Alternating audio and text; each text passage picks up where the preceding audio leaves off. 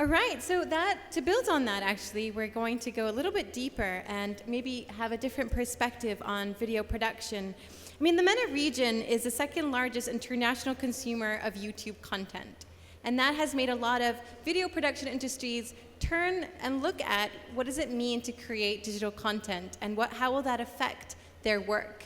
And so we're going to learn a little bit more about that from video production studios themselves and try to understand how they're trying to shift their strategies and adapt to this evolving digital ecosystem where all the consumers and customers and audiences are watching. So welcome on stage, Majd Youssef will be moderating this panel, which is the last panel of the evening.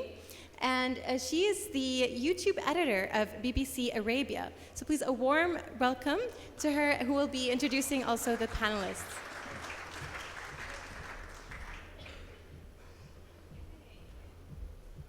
Good evening, everyone. Are you sleepy? We often hear, like for the past couple of years, that this program just did amazing online, and what a TV just snatched it, and now it's broadcasted on TV. Up until last year. So I come from the BBC, and we all know the infamous Jeremy Clarkson and what happened with Top Gear.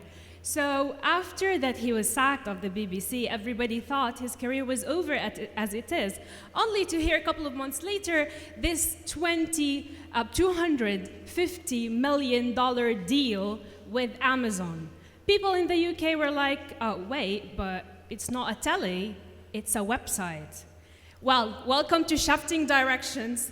Here to help me with that panel, the amazing studios, like very reputable people from Lebanese production houses. Please welcome my panel. Let's start with Denise Jabbour. She's the creative producer of Cine-Jam and producer of 3 programs online. One of them I really, really love. It's called Ziyaara, and you have to check it out. The second here is Gabriel Chamoun, CEO and film producer of the Talkies, commercials to branded content. This is what we're going to talk about. This journey from TVCs to branded content online. And Sikias, partner in Laser Films, working on commercials, documentaries, films, and series for several corporates. And we all did the leap to digital. All of us were working with TVCs, and now we're all working on digital parts. So allow me to start with this. أول شيء مساء الخير. All right. So PwC study last year, when they published it, they showed that $135 billion were spent on digital advertisement. However, only 4% of that went to video production. Why do people or agencies or clients are not investing into video production online? Any takers? So is it like, do people still think it's cheap to create for online? Is it like the cheapest thing in the digital advertisement? So yeah, I'd go spend on social media, I would go spend on print, but it really doesn't matter. I'll give a fraction to go produce on digital. Is it cheap to produce for digital? Agencies, Gabriel. Okay, no, we don't price our productions by the media where it's going. So the cost of producing will depend on what's in the story, what the elements are, what's needed in terms of cast, locations, etc.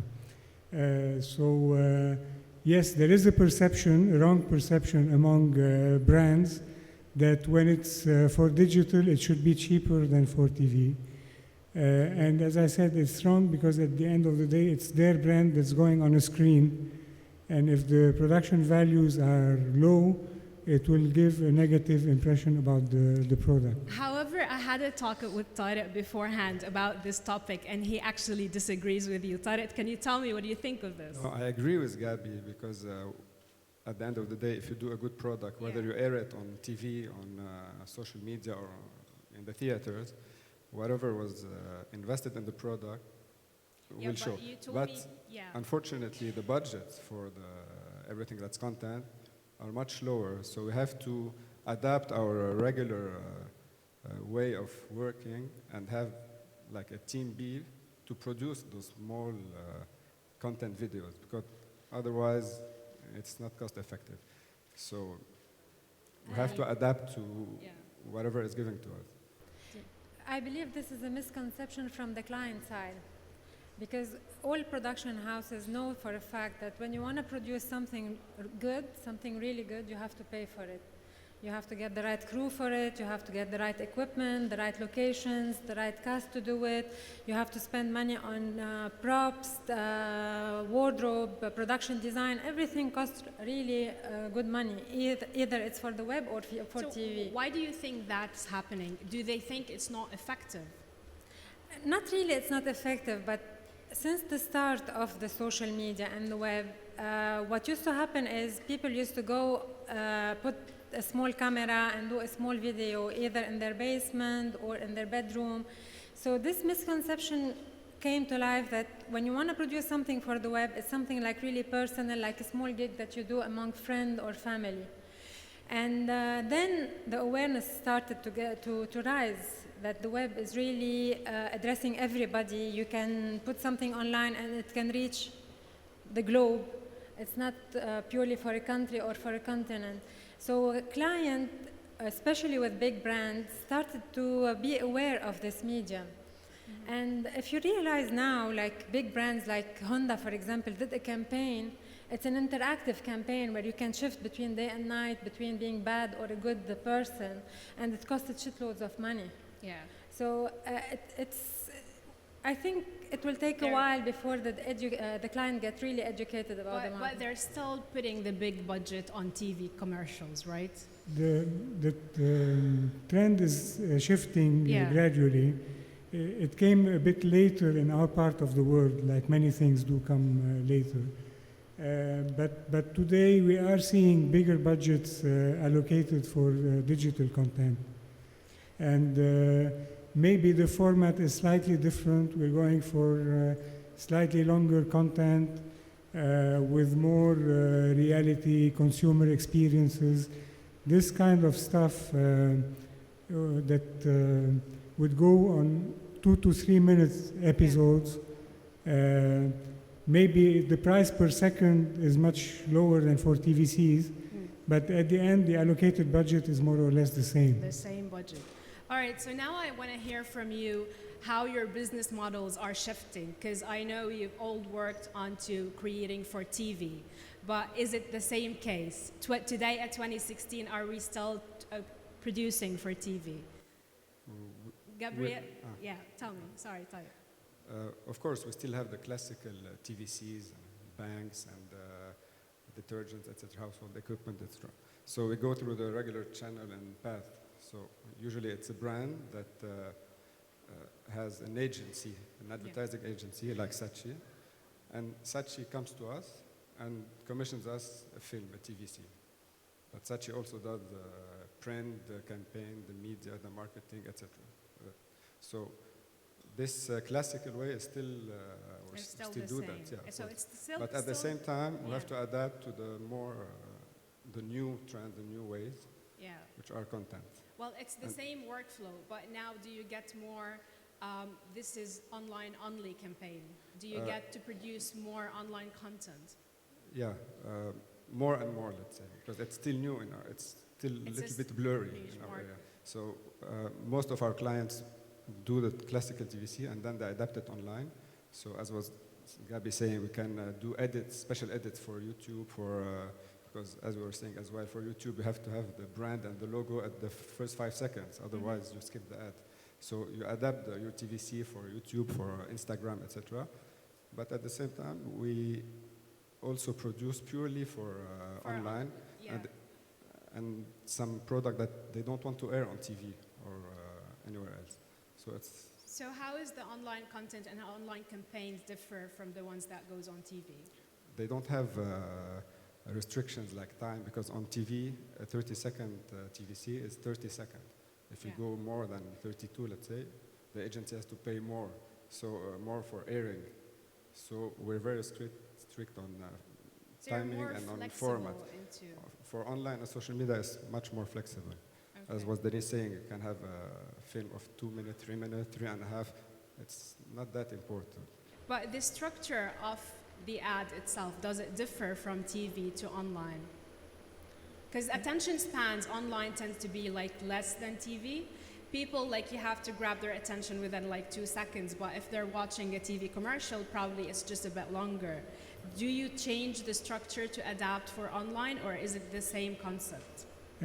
What's happening is, yes, as Tarek mentioned, for the YouTube, for example, we would put the logo first or the pack first. But Mountain Dew did an experiment, BBDO actually in New York, did an experiment on a Mountain Dew commercial. And they did various edits that they put on YouTube and tested the reaction of the audience. And they saw that with the various edits and different lengths, they got more or less the same results. So at the end, it's the quality of the story, the writing, as Eli Khouri was saying previously, is so important. And the production values are extremely important. So if you have a great story, people will watch it. Okay, so we've talked offline, and we were talking about creating content, branded content, and you started to do that. So can you tell me about this shift from creating TVCs into actually having a content department creating content for brands? We are creating entertainment, and brands may want to participate in this one way or another. Yeah. So we're not really creating branded content as the agencies are doing, where they are doing a demo of the product or such things. No. What we are trying to do is have compelling stories that the viewers will like and get hooked on in the case of a series. And if the brands like it and want to be part of it one way or another, either through product placement or through co-production, or literally owning the intellectual property, because a lot of brands are producing their own content now. That's fine with us. So are you going to publish this before you get any, and then you'll wait what the clients and the brands have to say about it, or you're just going to approach people before publishing the content? It will be on a case by case depending on the project itself, but we're thinking about approaching the brands on many projects before going into production. Okay, so are you going to replace agencies in this case? Is the workflow going to change? Not at all. Agencies work on the strategy of a brand. They're really good at what they do. We are good at entertainment. So it's a different So proposition. it's a part of the agency's plan. It's not... And we may work with agencies on a partnership basis for product placement and sponsoring. Denise, you worked on web series. Yes. I just want to know, how did you start doing that? And your first production was Shankabout. Yes. Did you approach any TV station to air this? Actually, Shankabout was funded by the BBC Media Trust, so we received the money, and then we wrote accordingly to the budget that we had at hand. Shankabout was 6 seasons, almost 60 episodes in total. And it was the first in the Middle East, the first web series in the Middle East. It was a big step because we weren't sure that we were creating for online purely, and we weren't sure if we're gonna get viewers, if it will reach the public that we wanted, that was meant to be. But we were surprised at the end because we did produce it mostly in Lebanon. And our viewers were from Australia, from Cairo, from Saudi Arabia. They were from all over the world. So it was a big success. And when we finished producing Shankabout, we were approached by so many TV channels. They wanted to buy it, but none could afford the value of it. Okay. So they were offering to pay it for very cheap because it was a 5-minute episode. Yeah. And after Shankabout, we produced another web series. It was Fasatin. Also, it was a commission by Yahoo Maktoub. They commissioned us for it. We had a medium budget for this one, but it was also a massive success. And now we are producing something from scratch, like we don't have anybody funding us. We are a small team of 6 persons, and we are producing Ziara. It's a documentary web series. And we try to approach so many channels to see if we can partner with someone to get funds, because You still want to go on TV after 2 major success not really online. TV. We wanted someone to partner with us to Okay. make it a web series, because it costs money, Yeah. and we wanted someone to help us raise funds for it. Okay. And what happened? What happened is was really surprising, because we produced 4 episodes, and we said, okay, let's tour festival and see how the feedback will be of the international viewers on this. Exactly. That's what I wanted to ask you about first, is the workflow of producing for online. So do you pilot something and you put it online and watch the feedback and then go accordingly? Or you just film the whole thing and you post it like 1 by 1 per schedule? For Shinkabut and Fasatin, no, we did the whole story and we produced as if we are working on a series. Okay. So no pilot whatsoever. But for Ziara, the whole concept was something new for us, and we didn't know what we're really doing. So we went to visit our first character, and when we entered there, the director of the series decided that it's going to be all about layers, sound, and everything related to this person specifically. So the visual treatment was very poetic, very artistic, and not really something that you would see usually on series or on television. So what we did after doing the pilot of 4 episodes, we took it to festivals, and throughout Europe and Brazil, it won 6 awards for being the best Congratulations. documentary web series. Yeah. Well, I have a question, because you have a production house. Do you think user-generated content is actually competing with you? The thing that anyone is doing right now, the people who are filming just like any content with their iPhones and they're posting this regularly, are they competitors to your digital production? What I can say about this, actually we don't have a production house, we are a production hub. Okay. We are a group of people that believe and very passionate about what they're doing, and we gather to create together. But what I noticed about the online world, it's very similar to the nouvelle vague of the cinema. Because while touring festival, we got to meet a lot of people who work purely for the web, who produce purely for the web, and everybody, the competition was so healthy. You cannot feel like a negative competition. Everybody wanted to help everybody, to introduce everybody to a contact that might help them. So it felt like there is not a negative competition. So I'll get back to Gabriel and Tarek with what Eli Khouri actually said a bit ago, when he said the challenge is lack of script writers. Do you actually see this challenge in Lebanon today? I think that what Eli was saying is even wider, because the challenge is to have an idea, whether in script or whatever, because everyone today is a content provider, creator. You know, with an iPhone, they post pictures with some filters, and everybody, wow, what a nice photo. Well, they're not photographers. So technology today is very accessible, affordable to create content. But what will still be the main challenge, I think, is the idea behind this content or this creation or this film or this whatever.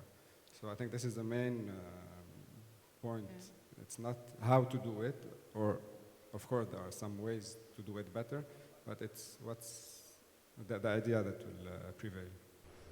I agree with Eli Khouri in the sense that the missing link in the production chain was the writing. It was the weak link, let's say. Today we are seeing more and more young, talented writers who we are discovering, and I think we can have hope that in the coming years there will be good writers, and we will start working with groups of writers versus working with individual writers. It will be a collaborative work, which is the case in the States for most TV series, for example. Okay, so back to the user-generated content. Do you think it is what's determining right now how the video production, how the agencies are thinking about the web? So they're following the user-generated content trail. They're setting, like everyone is just following what the users are doing, or they're creating their own. Are they being creative? Who's leading the market today, users or brands, in terms of video production?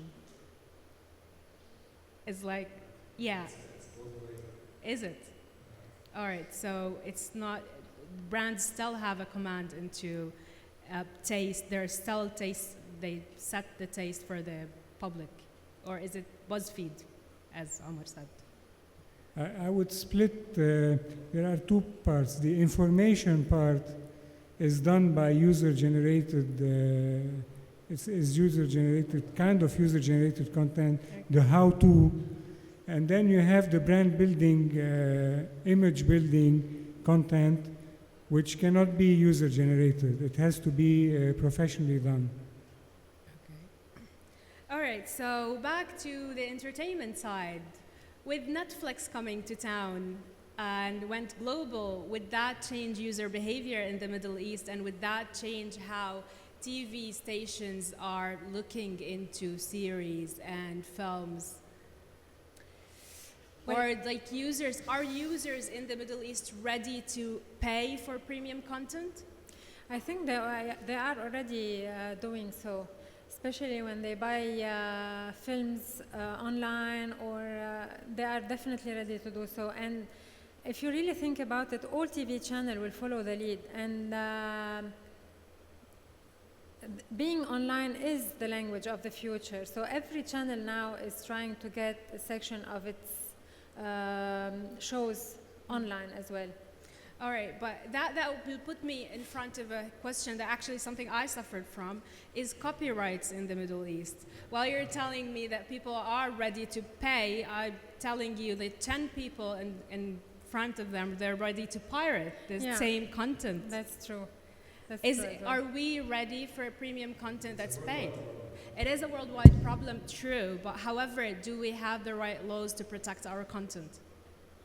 Now, in the Gulf region, you have more and more subscription-based platforms that are doing relatively well. We still have the advertising-based platform, like Cinemas, for example, will be making its revenue out of advertising more than subscription. Yeah. So this is still a model that's working in the Middle East. You're right. People in Egypt or in Lebanon are very reluctant to use their credit card online. Well, true. And that will lead me to my question, is entertainment profitable online? Do you make profit out of it? If it's not subscription-based, how do you make money out of it? It should be a massive hit. Like if you put something online and gets zillions of viewership, definitely you will start getting a lot of money out of it. But apart from that, it will be the usual route of making money. Either a TV channel will come and buy it, or you will get funded by someone like a big association. But definitely you will make money. Yeah, product placement as well. But that happens prior to production, right? So, or if it's on the go. But I mean, if you posted something online already, and if it's not subscription based, how do you make money out of it? Like Ziyara, for instance, if you don't sell it today. Ziyara, actually, we are still testing. We started broadcasting our episodes since beginning of January, and we are still testing how the public will react to it. But we received so many offers, like for example, Sundance Channel want to buy it for their online platform. So then you start making money out of it. Okay, so then you start making money out of it by selling it to TV, or, you know. Yes, but of course. Don't you think that Netflix and those guys will solve this problem? Okay, so back to both digital and TV. Can you guys describe the difference in user behavior, since you guys worked on both? Do you get different, how do people react to your content? The difference between producing for online and the difference between producing for TV. Is it going to be the same format? If you're going to put it on TV, is it going to be 5 minutes? Definitely. Ziyara format, like I'm talking about Ziyara now because this is what we're working on, and even Shankabut and Fasatin were 5 minutes because it's for online.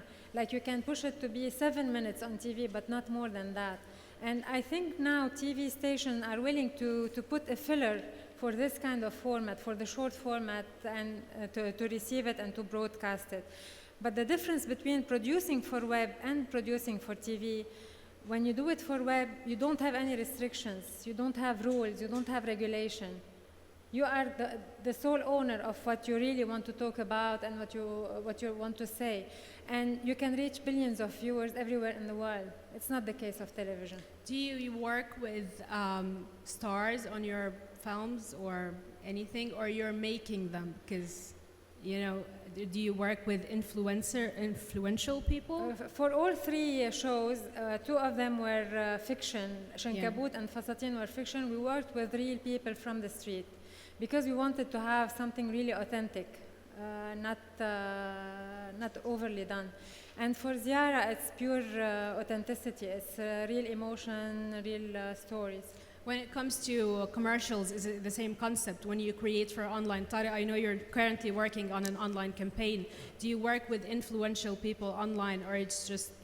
No, usually it's not our part of the job. It's the agency who commissioned the product, the content, to promote it. That. Yeah, we produce it, yeah. but this is the first... of creating your own content? We have two sides. We are either commissioned by an agency to produce or online or regular TVC that will then be adapted or go online. And the second part is when the ideas that we create, we come up with the idea, we write them down, and we try to sell it back to the agency. Or test it, and then, like you were saying, maybe produce just a pilot. This is what we did for some TV series a few years ago. We produced a pilot, and then we tried to sell it to TV. Then we sold it to 2 TV channels, locally and internationally, and then produced 60 more episodes. Because you're not going to invest in all your money before knowing if you can sell it or not. And you can even have some product placement in your episode, etc. So you do the pilot and you test it. This is how we do. Okay, with branded content and with entertainment online, because you're both working on this, well, study shows that people spend 4 hours on TV versus 13 minutes online videos every day. Somebody would argue, why waste your time? Who said you spend, well, where do you get the figures from? Because I got from PwC. Yeah, I think with for example, the young Saudis spend a lot of time on their mobiles, and they watch a lot of video on their mobiles all day long. So I think that anyways, the lines are getting blurred between linear television and online. Every TV has its online digital platform. The content which is on TV is available on VOD afterwards. So I don't think you can really do a separation now between linear TV and online. We didn't talk about Netflix and how important it is for the content production. I think it's going to revolutionize content in the Middle East because we will have more edgy and more daring things with hopefully higher budgets that will allow us to do better quality from the writing all the way to post-production. So we're really hopeful that the arrival of Netflix to the Arab world is going to change things. And the other platforms and TVs will have to follow and follow the same standards. So do you think today, as we're seeing Amazon producing Top Gear or something similar, that we will see $100 million production for online only? I'm not that optimistic, but we're definitely more than today the drama series are costing about $50,000 to $70,000 per episode of 45 minutes. When we compare this to the American series, it is peanuts. I mean, they're going for multi-million dollars per episode, whereas we're trying to do great work for $70,000 per episode. Well, but if it's going to be profitable for people, they're going to start to invest in that. And if you start convincing big stars, like the way Amazon is doing that, it actually snatched 2 programs out of the BBC into Amazon. Today, if you can convince someone to stop being on TV and just be an online persona, don't you think that will happen? Can't you just talk to someone off the record, pay him, and make a great show? But if you listen to TV news, they are talking about what's happening online. And vice versa, you go online and you see TV stuff. So as I said, the stars are becoming stars, multi-platform stars. Multi-platform, exactly. Yeah.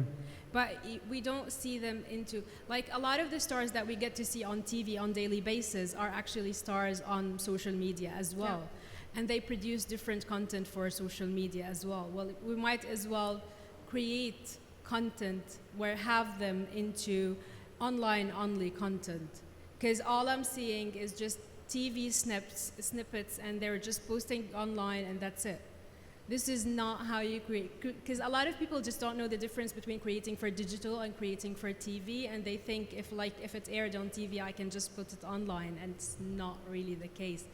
Consumer behavior is different, and it is changing. Well, they used to say that online you only watch short content, short format, but you see that on Netflix people are watching, are binge watching, they're watching the whole season in one go. Narcos was produced by Netflix. Narcos, the series, just for Netflix and for online. Binge watching is something. People love to binge watch, actually, and that's the big thing for Netflix and all online videos, because nobody's gonna interrupt your watching by anything like commercial or anything else. Any questions? Are we still here? Hello, people. Nope. Questions? All right. And I think that's a wrap. Thank you very much for joining me. I hope that was a helpful session and informative, hopefully. And thank you, everyone. Thank you. Thank you.